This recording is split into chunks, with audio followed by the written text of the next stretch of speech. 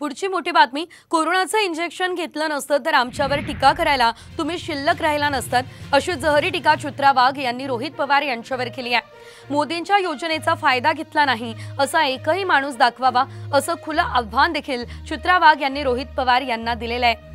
तर तोंडाने म्हणायचं रामकृष्ण हरी आणि चतुर्थीला खायची मटण करी असा टोला त्यांनी सुप्रिया सुळे यांना लगावलाय। माझं चॅलेंज आहे रोहित पवारांना की त्यांनी मला या महाराष्ट्रामध्ये एकतरी माणूस असा दाखवावा, बाई दाखवावी की जिला मोदींच्या योजनेचा लाभ मिळालेला नाही।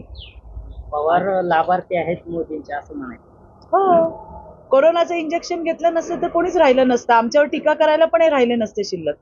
सध्याची जी धावपळ मी पाहतीये किंवा त्यांचं एक मानसिक संतुलन ढासळलेलं मी पाहतीये, यावरनं मला हसायला येतंय फार।